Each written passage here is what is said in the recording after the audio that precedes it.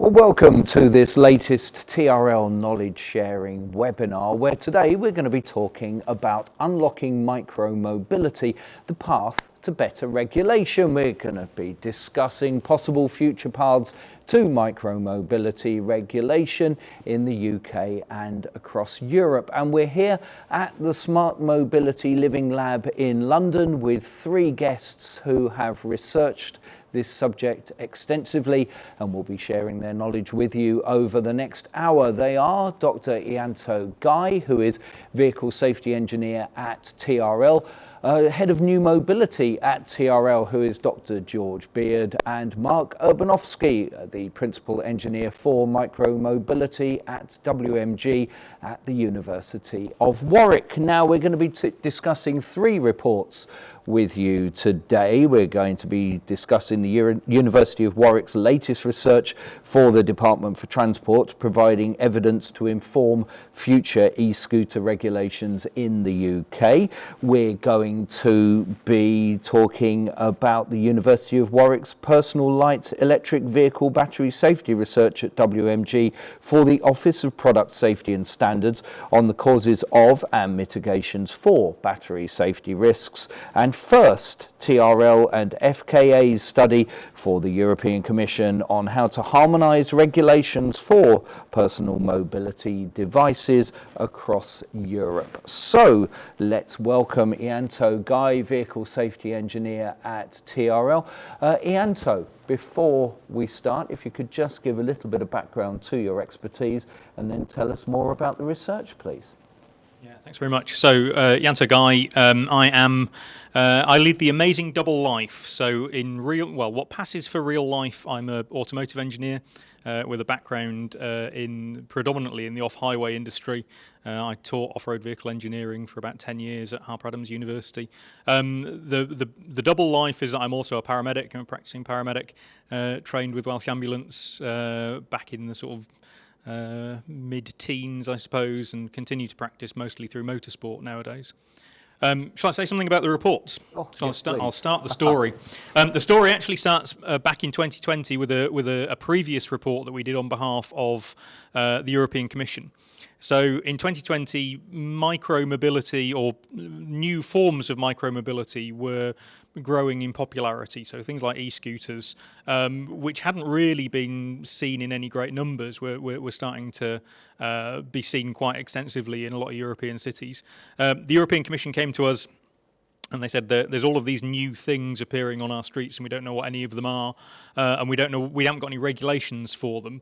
Can you first of all tell us what they are, and then tell us what we should do about them from a regulatory perspective? So we essentially did an inventory. We did some online shopping and worked out what it was possible to buy in Europe, which was a wide variety of things like e-scooters, one wheels, mono wheels, cargo bikes, things that probably are technically mopeds, but were referred to as seated e-scooters. So we created an inventory, and we said, well, these don't really fit into existing regulations terribly effectively.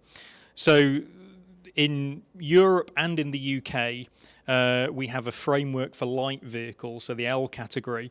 So that's everything from mopeds through motorcycles, tricycles, up to things like Renault Twizy and side-by-side utility vehicles, and anything effectively that's smaller than a car that is motorised. And that's got a whole bunch of categories depending on how many wheels you've got and how heavy you are, how fast you are, and all those kinds of things. These new vehicles didn't fit into any of those categories, but things like e-scooters didn't fit because the first thing the regulation says is you've got to have a seat, and e-scooters haven't got a seat. Lots of others, things like one wheels and mono wheels also haven't got seats mostly, and haven't got enough wheels because there isn't a category for one wheel. It starts at 2. So there was lots of stuff that didn't have a convenient regulatory home. And also the industry that was producing those vehicles was very different to the traditional motorcycle and tricycle industry. It was a different set of companies predominantly who weren't used to working through European vehicle regulations. They weren't used to doing type approval. They were also selling machines in a very different way to the way that the traditional motorcycle and tricycle industry sells things. So there were a lot of machines being delivered direct to customers via mail order and all of that kind of thing. So we said, okay, you're going to need something that is rather different to the existing L category regulations to support and create a framework for these vehicles that is appropriate to them and appropriate to the level of risk that they pose to the user and the public, and is also appropriate to the type of technology they're using. So, moving on another, whatever it was, 2 years to 2023, the European Commission said, yeah, that's a great idea, and then nothing happened for a long time. In 2023, they came back and said, you remember that thing you said, that was a good idea, but now we need a bit more detail about what those regulations should look like and what should be regulated. Now, the work that we've done really is only one part of the story. So we're looking specifically at technical regulations. What should the machine be like? How fast should it go? How heavy can it be? What sort of lighting should it have? All of those kinds of things. We're not looking at the user. There is a whole set of things that are relevant to the users of micromobility. So things like the European Driving Licence Directive and the European Insurance Directive, and also all of the national and local regulations that set where you're allowed to ride things. So thinking about stuff like cycle infrastructure. Are you allowed to go on the cycle infrastructure, or have you got to go on the road? What age limit are what age are you allowed to be to ride machines? All of those kinds of things. There was a kind of wide diversity of different user regulations, and still is across the European Union. It is different in every European member state. We looked at technical regulations and said, well, can we create a single set of technical regulations at least, so that a machine that is legal in Belgium will also be legal in Bulgaria? And that's looking at things like maximum speed, it's looking at structural integrity, lighting, all of those kinds of things. So the report that we published last year for the European Commission, along with FKA, looked at all of those various things, looked at the accident data and said, well, which of these accidents could we at least have an influence over through technical regulations? There are certain things that are kind of down to the user and very difficult to combat by making a better machine. But there are certain things like single vehicle collisions in which the vehicle is unstable that you can combat through technical regulations. Okay, so that's the first part of what we're going to talk about. We will talk also on to battery safety as well, but let's move on next to Head of New Mobility at TRL, Dr. George Beard, who's going to be talking about the Department for Transport's latest research providing evidence to inform e-scooter regulations in the UK. We will move on to that now. Thanks, Paul. I think I just have one life, unlike Ianto. My background's as a behavioural scientist, but I've been leading TRL's work in new mobility for the last 5 years or so, and particular focus on micromobility there. And who'd have thought I'd end up talking about regulations as a behavioural scientist, but here we are. Yes, this second project that we're going to talk about is for the DFT, and they commissioned TRL and WMG in 2023 to undertake some technical research into construction standards for e-scooters. Ianto's spoken very well about the sort of wider European context. I guess the other important bit of context for the UK that I expect everyone joining this event is aware of, but it is around this somewhat unique situation where we had e-scooter rental trials launched in the summer of 2020, largely in response to COVID, as a way of trying to improve access to sustainable transport. But private e-scooters have remained and still are today illegal for use in public spaces, and that's really because they don't have a regulatory home. They fall foul of the requirements in the L category motor regulations that Ianto spoke about. And so with this work, DFT, we're really looking for us to provide evidence and recommendations on what the technical requirements for e-scooters should be if they are to be made legal in future. And again, like the European work, that was very focused on the technical requirements, so not the user side of things, but how do you really define an e-scooter in a legal sense? And the focus was around how to use regulation to optimize outcomes in 3 areas, so safety, sustainability, and accessibility. And so safety was about considering things like form factor and design, power, acceleration limits, braking, stability, structural integrity, battery safety, all of these sort of big ticket items that you would expect. The sustainability part was around looking at the life cycle emissions of e-scooters and how to optimize, improve those emissions, make them as sustainable as they can be, and what sort of role regulation has there. And then accessibility was about thinking about the use case and the diversity of uses, and what regulations need to do to ensure that a diverse range of users can access these vehicles. And so that included looking at impacts of e-scooters on non-users as well as users, and included looking at existing regulations for mobility scooters, for example, and how that may overlap with future e-scooter regulations. So those are the 3 areas, and really we gathered a range of evidence to inform recommendations on those areas, and that included things like literature reviews on existing international standards and regulations, relevant research, collision and defect reports. We did extensive stakeholder engagement with industry bodies and associations, the manufacturers, operators, retailers working in this space, as well as disabled people's organisations and disability charities. And we undertook some desktop analysis of things like structural integrity, really picking into the detail of current standards. There was some practical real-world testing of scooters that WMG led, looking at hill climbing ability and acceleration. And we sort of pulled all this evidence together, and that's what's informed our recommendations. So there's, a very detailed report that's come out at the end of it, and that's published online, and we'll get into some of the findings today. Thank you. Fantastic. Thank you very much indeed. Yes, there is very much a detailed report. You might not have time to read every word of it. We'll try and pick out the highlights on today's webinar. Let's move on to another key part of the regulation, which is all around battery safety. So let's hear some more from Mark Urbanowski, who is Principal Engineer for Micromobility at WMG at the University of Warwick. We'll find out a bit more about Mark first, and then we will find out about the research he's been doing. Mark. Thank you. Yeah, a bit like Ianto, I've got a background in automotive engineering, quite a few years doing that before I sort of went towards the smaller vehicles looking at micromobility.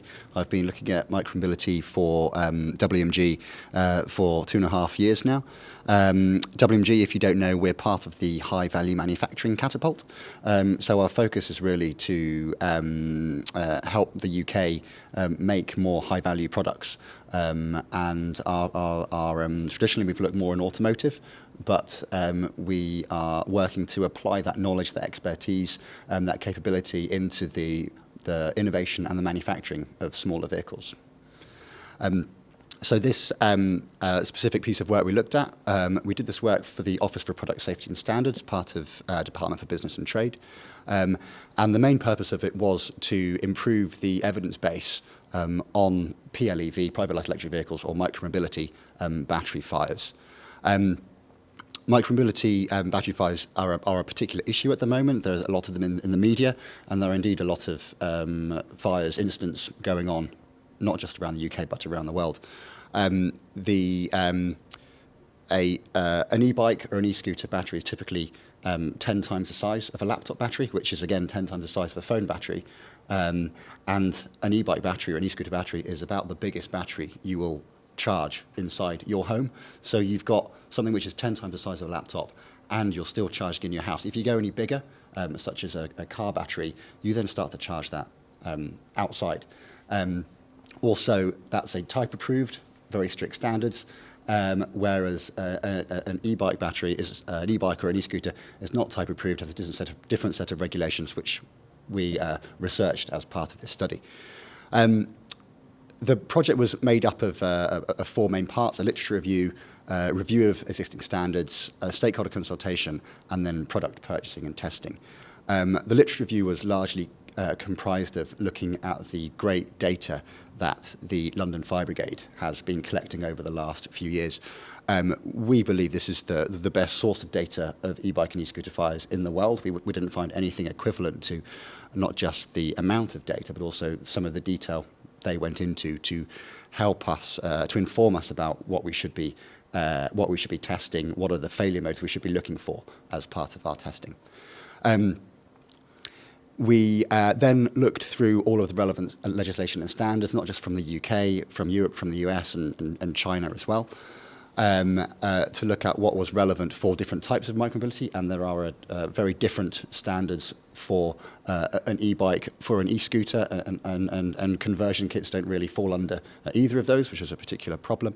And also looked at the differences between things like automotive and aerospace and where there are big gaps. And I think for e-bikes there are half a dozen gaps that could be being addressed, but for e-scooters it is twice as many of that. There are maybe 12 big gaps with the e-scooter battery standards compared to sort of automotive standards.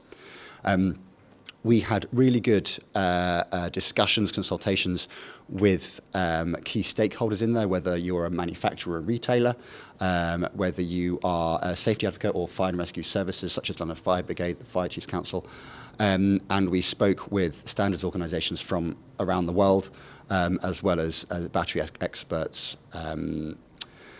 The exciting part of the project was on the where we bought a number of good, middle, and poor quality products. So some brand names you'd recognise. Other stuff we were just picking up the cheapest you can find off online marketplaces. So similar to what somebody might do who needs a very cheap form of transport, wants to convert their bike to an e-bike, they may end up going down the same routes we did. Very hard to get through university procurement. Some of the products we were buying, lots of flags were being raised, the sorts of products we were buying and where we were buying them from. We bought a number, I think we bought 12 different products, I guess, range of quality, range of price points, range of vehicles, looking at e-scooters, looking at complete e-bikes and looking at conversion kits and replacement batteries. And we did teardowns of some of these products. We looked at the manufacturing quality, we looked at the types of components, we looked at where the cells have come from, and we started to see a huge variation in the manufacturing quality. If you look at the bus bars that connect the cells together, some of these were just strips of tin randomly welded in place, compared to some very high quality bus bars accurately welded to the cell at the right depth and with the right number of spot welds for each cell. Different levels of redundancy within systems, so if one thing goes wrong, there's something else to catch it, and if that goes wrong, there's another thing to catch it.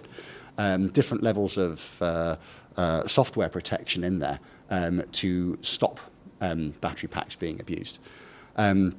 We also saw key emissions from inside a battery pack. Some of them had no temperature measurement in there to know if something's getting hot, so it can shut itself down to protect itself.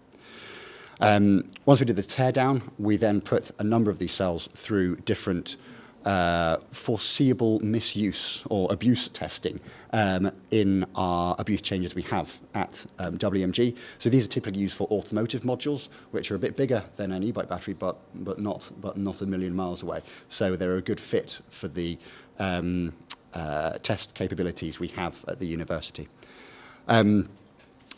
we did tests like equivalent of putting on the wrong charger. So we're doing over voltage and over current tests. We did raised the temperature of different components, equivalent again overcharging or charging next to a radiator, or different tests like that. So things which people readily do if they lose a charger or a charger breaks, they just buy one they think works. So the sort of test going on there. We also bypassed areas of the BMS protection system, so equivalent of a short circuit in a system. If you get a bit of water ingress into your battery pack, that might eventually cause a short circuit. So we were replicating real world events like that in the testing we were doing. Fascinating stuff. Before we get on to the regulation, just want to ask, in your experience, the three of you, which, or is it all of the above, what's the most critical safety issue when it comes to, let's just use an e-scooter because it's something everyone can imagine. Is it the battery safety, or is it the construction, the inconsistencies in construction, and you know, before we even get onto, as we talked about, the human part of it, where are we most concerned about safety issues? And don't forget your mic. It's an interesting question. I mean, from a risk perspective, it's probably actually the exposure to motor vehicles as a rider of these things that presents the biggest risk. And of course, you can't really control that with the regulations we're talking about.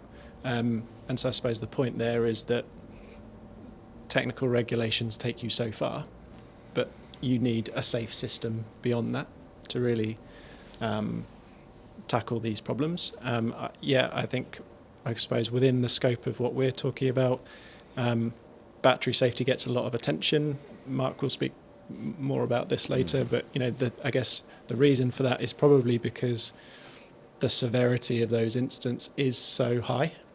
It's catastrophic if it happens, but I think likelihood of them actually happening is on the low side. Mark actually has data on that, so we can go through it. Mm-hmm.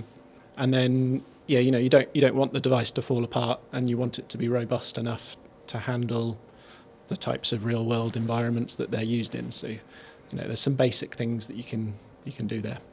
Okay. I think it's a little bit of all of the above, really. I mean, as George was saying, one of the big risks is when you get exposed to other motor vehicles, bigger motor vehicles, because there is so little protection for micromobility devices. And then you're into, can you engineer that out not through the design of the vehicle, but through the design of the infrastructure that the vehicle is using? And that's another bit that we weren't, you know, we didn't look at. We kind of assumed that somebody would sort that bit out, hopefully. I think the other really key thing is stability.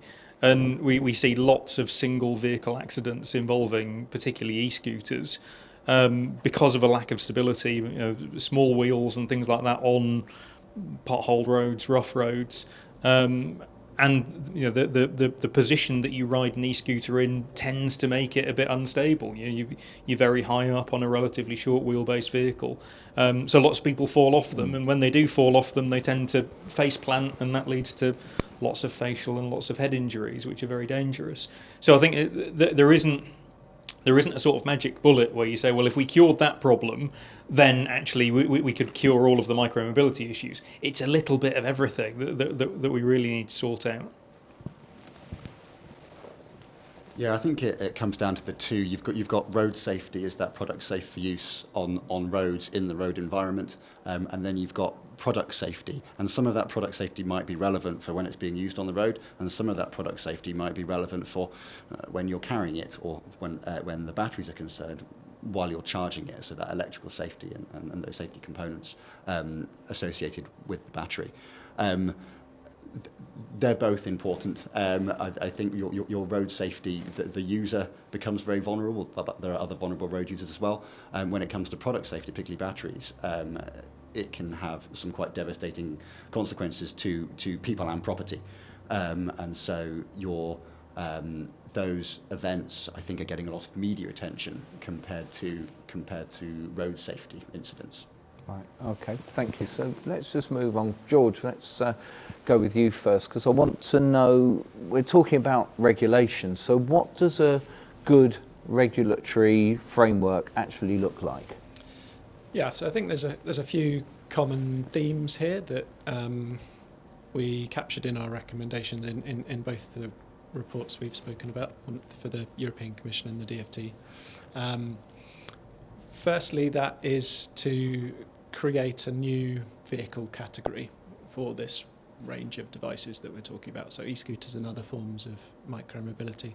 And so that needs to be separate from the motor vehicle regulations that Ianto spoke about at the start. And we think also probably separate from the regulations that apply to electrically assisted pedal cycles as well. So kind of conceptually something in the middle between those two things. To kind of create that space, we think there's a couple of safety critical limits that should be put in place. So one is speed, and we think probably 25 kilometres an hour, 15.5 miles an hour is a sensible limit there. So nothing in this new category that we're talking about can be above that. And the other one is mass. We think probably 250 kilos laden mass is a suitable limit there. So by doing that, you're inherently limiting some of the risk because you've got low speed and you've got lightweight on the whole devices. Then on top of that, we think a performance-based approach is sensible as far as possible. So Ianto spoke about stability, so that's one element of performance that can be tested in a sort of outcomes way. So rather than defining a minimum height for your wheels or a minimum or a specific type of brakes, for example, there are a set of tests that you can do to see how the vehicle handles. And the regulation in Germany known as EKFE does this. So there's sort of precedents there that we think makes some sense.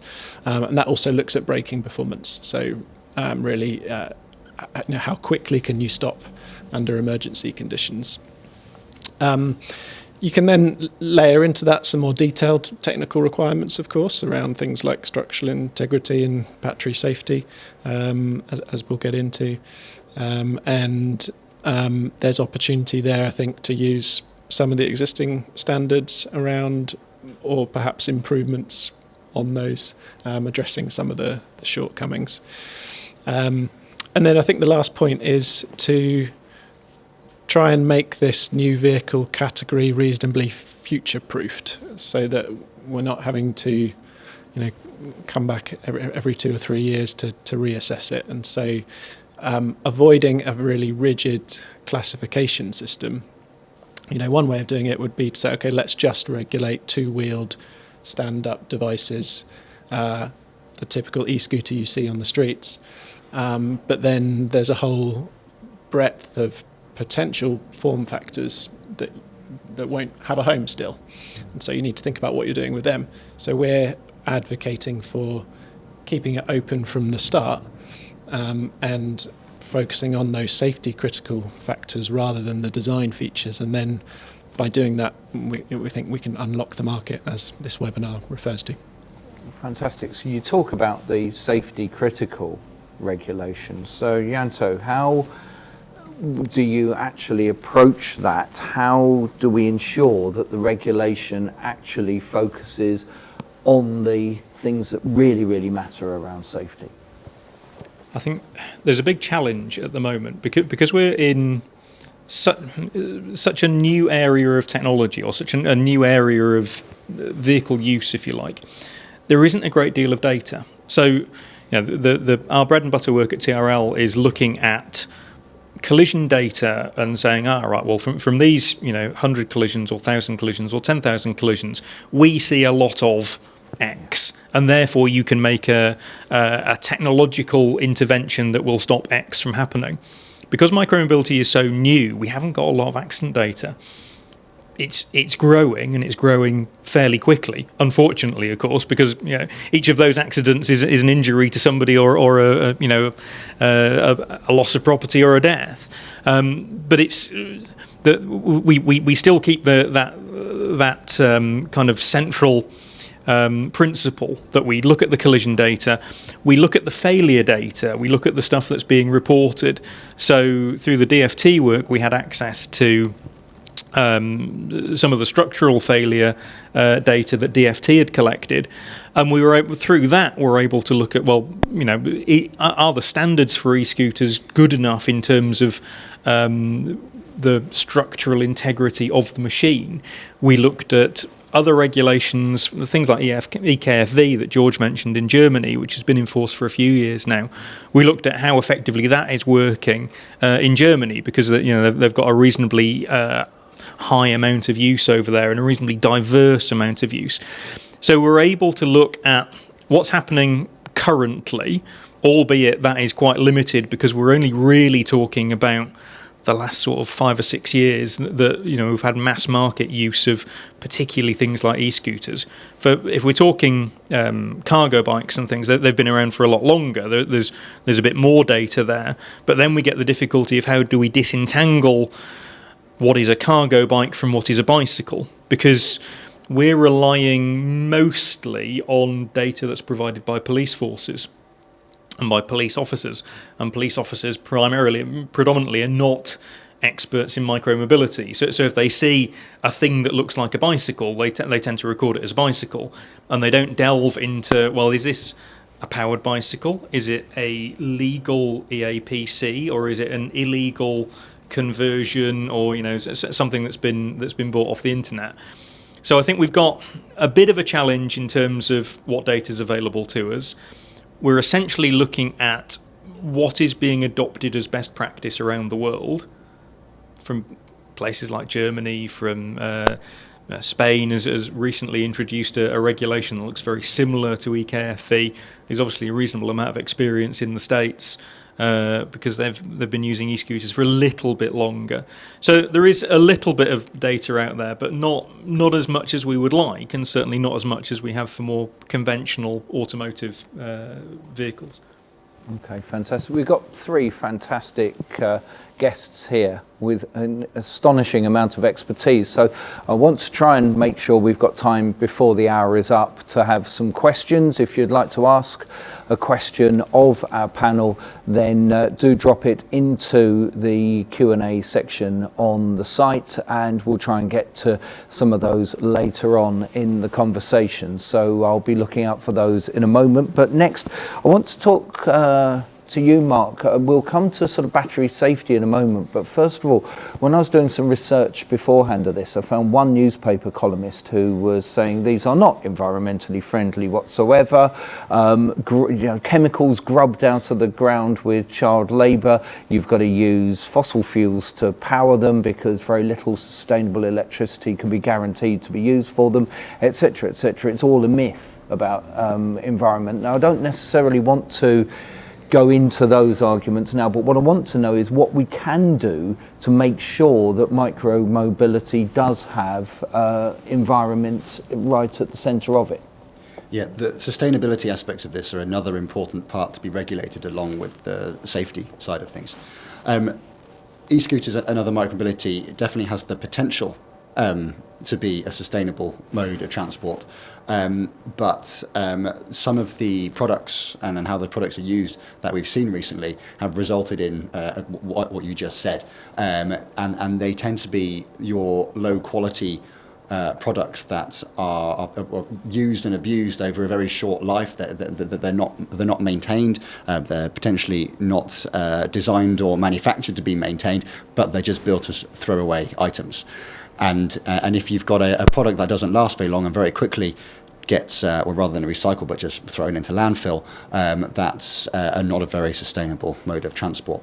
The key improvement that can be made is that these products should be built to last a long time. They should be built to be very durable, but they all should also be built so they can be easily maintained and serviced with spare parts so that they can be repaired, or when something wears out like a tyre, it's relatively easy to replace that part and keep on using that product. we recommended that based on what we've seen, particularly some shared e-scooters that were subject to these sort of poor reviews in the early days, but now we're seeing some of them hit 15 or 20,000 kilometres for an e-scooter, which is a huge life, bearing in mind that the abuse they take on the streets, because people don't own them, they don't really care about them, so they will jump off curbs and ram through potholes on them, and they're left outside in all weathers. So if a shared e-scooter can last 15 or 20,000 kilometres, why can't a private e-scooter last 10,000 kilometres? Instead of, I think, what we've seen a few years ago in the early days of e-scooters, perhaps they were lasting a small number of journeys, maybe not even 1,000 kilometres. And that jump from 1,000 kilometres to 10,000 makes it 10 times more sustainable. That outweighs anything you can do with the choice of materials going into it. If you move to more recycled materials or fewer materials, you have a small percentage difference. But making it last a decent amount of time, that's 10 times difference. Right, really interesting stuff. Before we get on, I really want to know more about what we can do with regulating battery fires, because they're the things, as we say, that we see on TV. So we'll come back to that in a moment. But beforehand, George, I just want to ask about one other aspect of inclusivity.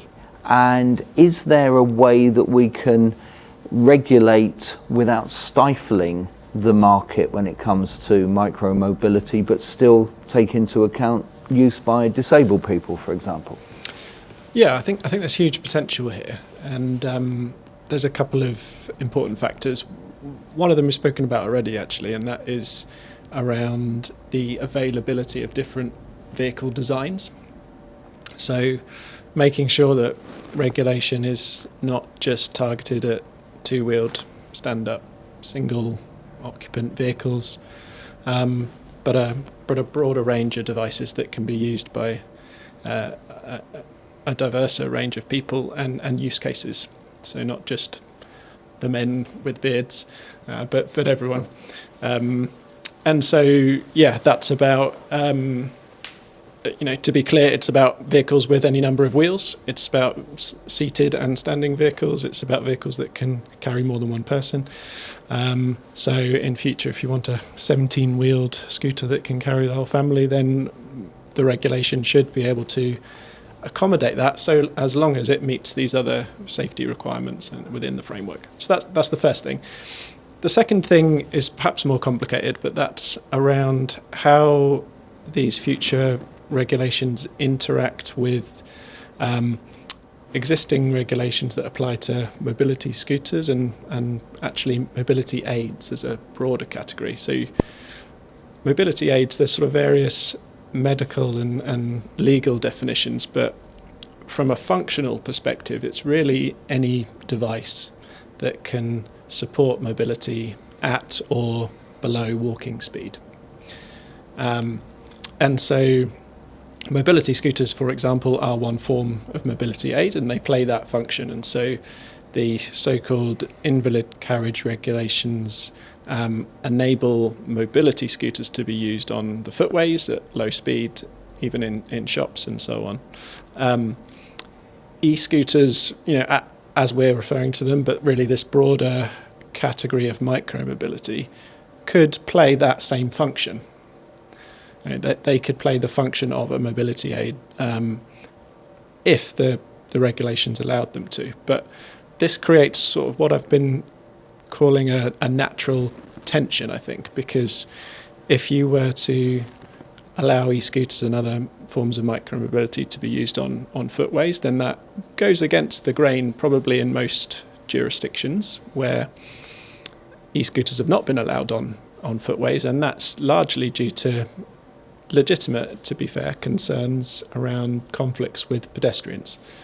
And indeed, use on footways and including parking and riding can be a particular concern for blind and visually impaired people. So this is what I mean by this tension. How do we optimize that situation? But from the user's perspective, there's clear accessibility benefits if this future world of micromobility can can be used for those multiple functions. So, the function of a vehicle for going on those longer journeys and the function as a mobility aid. And I think a bit of further work is needed to try and address how best to optimise those two things. Okay. Now, Mark, I've sort of teed this up all the way through about the battery safety things, because it's what we see. It's when news stories tend to cover e-scooters, for example, often enough they will be talking about some catastrophic fire caused by charging the battery or whatever. And actually, that is where, as we were talking about earlier, it does become a catastrophic failure that can cause damage to property, injury, or even death. So what can we do when it comes to regulations to actually improve battery safety? Yeah, I think first it's really important to say that there are some very safe products available out there. As I say, we tested the good, the middle, and the very poor quality products, and we, through the abuse testing, we put a number of different products through their paces, and we couldn't get a few of them to fail. And they either didn't let you do anything bad to them, they just said, that's not right, I'm not letting you do that. And the abuse never got to a component that could cause damage. And that's what we saw from a particular e-bike component. From a particular e-scooter took a very different approach. It let you do that to it, but it protected it, and then it protected it beyond that. And every time you abused it, there was just another layer of protection. So it, again, never got to the cell to cause a cell to fail and go into thermal runaway. So the most important thing is there are safe products out there, and we should be directing consumers to use those safe products.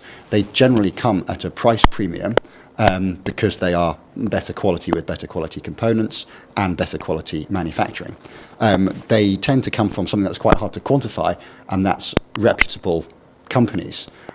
So a company where if it went wrong, you would know where to go to get a spare part if you lost the charger. You may have bought it from a bricks and mortar shop, and if you lose a charger, you just go back to that shop. Can I have a charger? There you go. If you've bought something online and you've never heard the brand before, where do you go if something goes wrong? Do you keep on using it when it starts getting hot? If something breaks, what happens? Do you keep on using it? Do you throw it away? Can you get spare parts for it? So this reputable company is a really important thing, but it's very hard to explain what that is. In terms of what needs doing, where do I start? There's a lot. First of all, we need more data. We need to understand the scale of the problem. We have great data from London Fire Brigade for London. What does that look like for the rest of the UK? What does that look like for the rest of the world? Within that data, it could also be improved. We mentioned before about sort of the police see a bike. Is it an e-bike? Is it a legal e-bike? Same. The people attending fires can struggle to identify, was that a converted e-bike, is that a modified e-bike, or is that an OEM manufactured e-bike? It's just hard to tell. Particularly hard to tell if it's been destroyed by a fire, what that product was. So we need more information. Along the same lines of information, consumers need to understand what a safe product is, where to buy a safe product, how to look after a product, how to maintain a product. And this can be very hard to do. From our stakeholder consultations with fire brigades, the National Fire Chiefs Council, they're seeing trends that this is a lot of gig economy riders who need to buy products with very high range, so they buy huge batteries. They need product which is very cheap, so they're buying very low quality products. And the combination of those two things, when you've got a huge amount of energy in a very poor quality product, which is used in all conditions, in all weathers, not looked after, and that's what's causing a lot of the fires. We saw that in the data that we saw that the majority of fires have been identified as conversion kits, even with the sort of the limited understanding of the people identifying those products and the damage to the products. There are improvements to the standards I've mentioned already, particularly the e-scooter standards. There's a lot of gaps. That standard is quite a long way behind the e-bike standard already, but there are things like there are no overcurrent protections in there. There are no things that stop. If one cell goes, there's no thermal propagation protection in them. There are a number of different elements like that need to be improved, mainly in the e-scooter standard, but also a few in the e-bike standard as well. That's something which the OPSS are looking to address with a new PAS light standard. They're starting to develop as an output of this report. Yes, I think they're the few main areas where we can start to see big improvements, but it's not just about improving products, because there are safe products in here.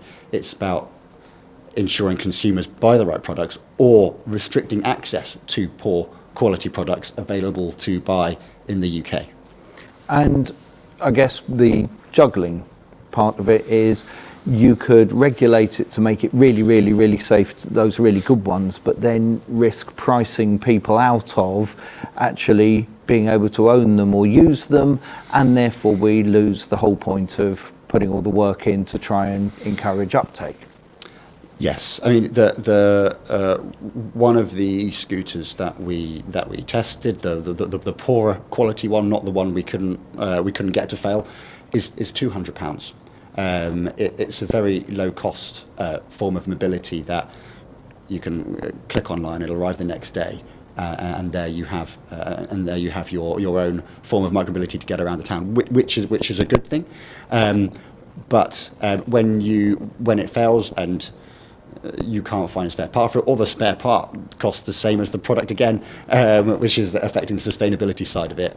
Do you bother repairing it, or do you try and fix it yourself? So it is a balance between keeping access to these products and safety.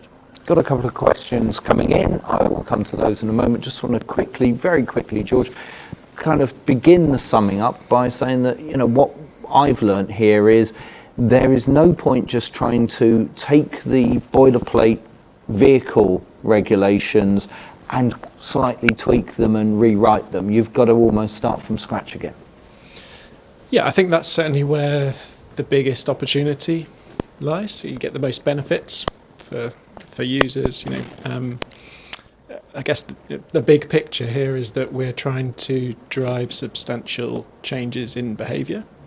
To tackle the climate emergency, we're trying to improve access to transport for a diverse range of people. And so the way of doing that, the way of unlocking the market, as we keep sort of saying, is to set it up as a new category outside of motor vehicle regulations, rather than sort of trying to shoehorn it into something that exists. And that kind of relates to your previous question to Mark as well, around sort of achieving that balance between rigorous, stringent requirements and access and the market benefits. And so the other aspect of what we're suggesting is that this new framework should be largely at the sort of self-certification end of the spectrum, rather than a rigorous type approval process that you get with motor vehicle regulations, and then that hopefully brings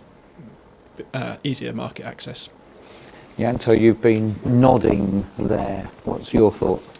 I think it's probably worth saying a bit about enforcement, and it's worth saying a bit about consumer behaviour. That a regulation is only as good as the enforcement that goes with it. We've got, the UK is a great example, because we're in a very simple situation as far as things like e-scooters are concerned, that privately owned e-scooters are not legal to operate. They're not legal to use in public spaces, but they are legal to own, and we're essentially putting the onus on the police to enforce that regulation, and the police just don't have the resources to do it. There is some big physical challenges in going and catching people who are riding e-scooters, but there's also just the resource challenge of, if they're going out catching people using e-scooters illegally, then they're not going after people who are committing other types of crime. So I think we need to consider fairly carefully how that enforcement piece works, We need to think a bit about, I mentioned right at the start about the way the supply chain works and the fact that a lot of machines are being sold directly to consumers. They're being delivered via mail order. So there is very little opportunity for people like Trading Standards to be able to intercept those individual shipments. They have to be looking at containerfuls of stuff that are arriving and being able to intercept those. So I think we've got a big challenge, and this is the thing that we haven't mentioned yet, is so far we haven't got any regulations. We haven't got the UK regulation, we haven't got the European regulation in place yet.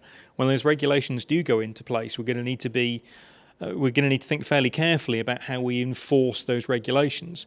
The hope, though, is that when you do have effective regulation, that regulated machines can outcompete the illegal, the non-regulated machines. And this is where I think consumer behaviour becomes really important. That at the moment, if you are, in the UK, you don't have a legal option for a privately owned e-scooter. So if you're shopping for one, you might say, well, actually, I'll go for the cheapest one, because why wouldn't I? Well, why would I spend £2,000 on a product that I can buy for £200? But you haven't got any consumer information to be able to say, actually, well, the £200 one is bad for all of these reasons, and the £2,000 one is much better for all of these reasons. You haven't got that very clear distinction between a legal and an illegal product to be able to say, well, actually, this is a legitimate product which has been subject to some kind of regulation and some kind of testing. I'm going to move on to a question that's come in. I'm going to paraphrase it, which basically is, until we know when the DFT wants micromobility to be more widely legal, what's the point of what we're doing here? When are we going to get to a point to make sense of what you guys are working so hard on? I think, yeah, it's an interesting question. And I think the DFT, to be fair to them, do want micromobility to be legal. We started the project that we all worked on in 2023 on the basis that there was going to be a transport bill which would include micromobility in it at the back end of 23. Queen's Speech 2022. Yeah, so the intention was that it was going to be legalised under the previous government. The current government have also said that they're supportive of micromobility, want to legalise it, but are hampered by parliamentary time and the amount of the amount of time it takes to get a new regulation through Parliament. So I don't think there is a lack of political will. There is a lack of political time, if you like, with so many other priorities that Parliament has to deal with. Okay, and another question that came in is, how can we be ahead of the curve next time? Because there's a guy from the DFT will always talk about one day there'll be nuclear-powered space hoppers. How are we going to allow the regulations to be ahead of the introduction of those when somebody has invented them? You get the feeling of what the question's about. I think, George has already mentioned it, that it's important, and one of the things we were very keen on was to be technology agnostic. So I think that one of the big weaknesses of the L category, it is very specific about, this is an L1EB moped, this is an L3A1 motorcycle, and they're very prescriptive about what those things look like. I think if you have technology agnostic regulation that say these are the things that are important for safety, speed is important, mass is important, acceleration is important, but how you get there, physically the design of the machine kind of doesn't matter. So I think that's how you future-proof it. But how do we, there will always be something that somebody will come along with, nuclear-powered space hoppers, where we go, well, we didn't see that one coming. If we saw that one coming, we'd all be billionaires by now. I don't know. Okay. Right, before you go, I just want to go down the panel and just ask you very briefly to sum up what happens next. That's the $64 million question, isn't it? I think we have provided guidance to both the European Commission and the UK DFT, a very similar framework for both with some subtle differences between them. They kind of know where they ought to be heading. I think what we're waiting for is that bit of parliamentary time in both the European Parliament and the UK Parliament to get another transport bill and to get stuff into legislation.